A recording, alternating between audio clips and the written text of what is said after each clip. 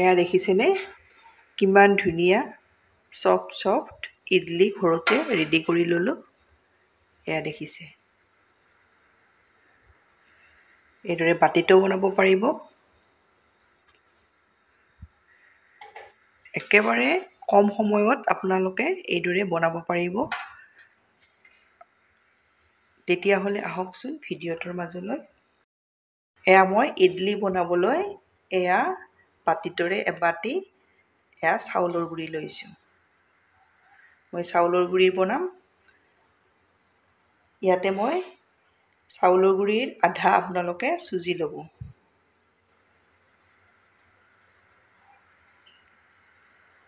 চুজি যিমানখিনি ল'ব সিমান পৰিমাণতে এয়া দৈ দি দিছোঁ।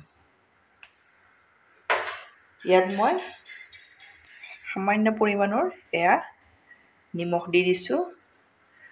2 চামুচ এয়া চেনি দি দিছোঁ। খুব টেষ্টি হয়, আপোনালোকে ঘৰত এইদৰে বনাব পাৰিব।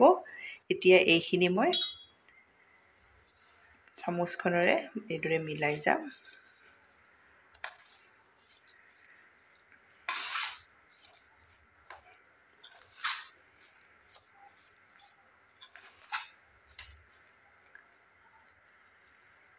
এতিয়া মই দৈ লোৱা বাতিটোতে আধা পানী দি দিছোঁ।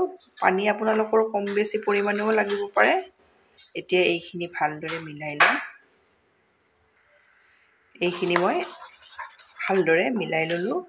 এতিয়া ইয়াত চুজি দিছোঁ, সেইকাৰণে ঢাকনিৰে ঢাকি এইদৰে 10 মিনিট সময় ৰেষ্ট দিব। এয়া মই ইডলি ষ্টেণ্ডডাল লৈছোঁ। ইয়াতে মই ঘি লৈছোঁ। ঘি ৰিফাইনো ল'ব পাৰে।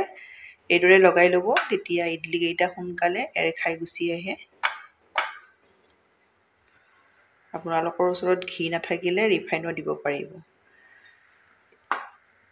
খুব কোমল হয় ইডলিকেইটা, আপোনালোকে এইদৰে বনালে নিশ্চয় গমেই পাব। আৰু যদি বনোৱা নাই এইদৰে বনাব। এইদৰে মই ঘিখিনি লগাই ল'লোঁ।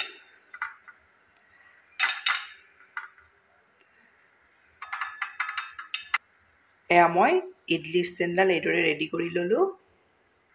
এইপিনে মোৰ এইখিনিও 10 মিনিট সময় হৈ গ'ল। চুজিখিনি ধুনীয়াকৈ ফুলি আহে, এইদৰে ৰেষ্ট দিব। এইটো জোখত ৰখাই দিব। ইয়াতকৈ আৰু বেছি পনীয়াও নকৰিব। বেছি পনীয়া কৰিলেও ইডলিকেইটা নুফুলিব। আপোনালোকে জোখটো এইদৰে ভালদৰে চাই যাব, এইদৰে ৰখাই দিব। এতিয়া মই ইয়াতে দি দিম 2 চামুচ ঘি। ঘিখিনি মই অলপ এইদৰে গৰম কৰি মেল্ট কৰি লৈছোঁ। আপোনালোকৰ ওচৰত ঘি নাথাকিলে ৰিফাইনো দিব পাৰে, 2-3 চামুচ। এয়া মই ঘি দি দিছোঁ। আপোনালোকে পিঠাগুড়িৰ ইডলি বনালে এইদৰে চুজি দিব।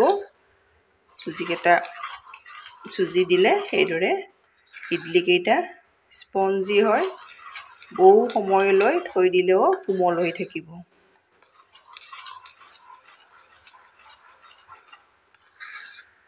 এয়া ঘিখিনি দেখিছেনে? এইদৰে মই মিলাই ল'লোঁ। এতিয়া ইয়াতে দি দিম মই আধা চামুচ, বেছি নহয়, আধা চামুচ এয়া বেকিং পাউডাৰ। আপোনালোকে বেকিং পাউডাৰৰ ঠাইত ইনো ব্যৱহাৰ কৰিব পাৰে। এচামুচ ইনো দি দিব পাৰে। 2 পিঞ্চ জোখত বেকিং চ'ডা দি দিছোঁ। বেছি নহয়, 2 পিঞ্চ। এতিয়া মই ইয়াতে এটুপ জোখত পানী দি দিছোঁ। এয়া দেখিছেনে? এইদৰে দি দিব লাগে। এতিয়া গোটেইখিনি মই ভালদৰে মিলাই লওঁ।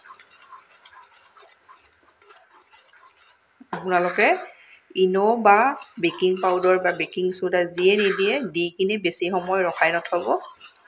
এইদৰে ভালদৰে মিক্স কৰি ল'ব।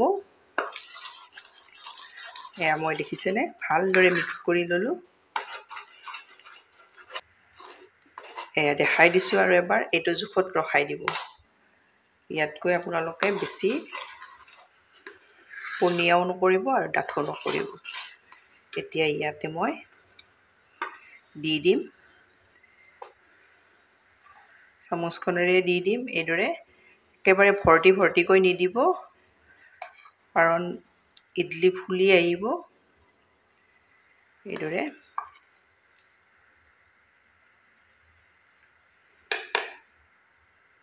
এয়া মই ষ্টেণ্ডডাল এইদৰে ৰেডি কৰি ল'লোঁ। মই চচপেন এটাত এগিলাচ পানী এইদৰে উতলাই লৈছোঁ। আগতে আপোনালোকে এইখিনি উতলাই থৈ দিব। এতিয়া মই ঢাকনিৰে ঢাকি এইদৰে 10 মিনিট সময় মিডিয়াম ফ্লেমত থৈ দিম।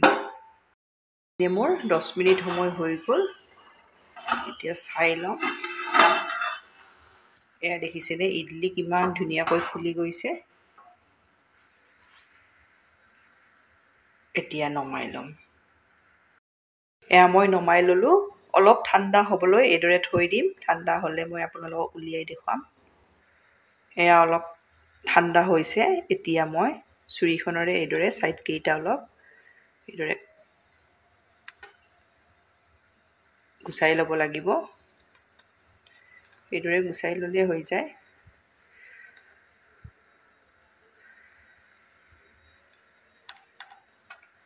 দেখিছেনে আপোনালোকে কিমান ফুলি গৈছে। এয়া মই আপোনালোকক ওচৰৰ পৰা দেখাই দিছোঁ। কিমান ধুনীয়া জালি জালি হৈছে। এইদৰে মই গোটেইকেইটা উলিয়াই ল'ম। এয়া মই প্লেটত উলিয়াই ল'লোঁ। এয়া দেখিছেনে কিমান ধুনীয়া হৈছে।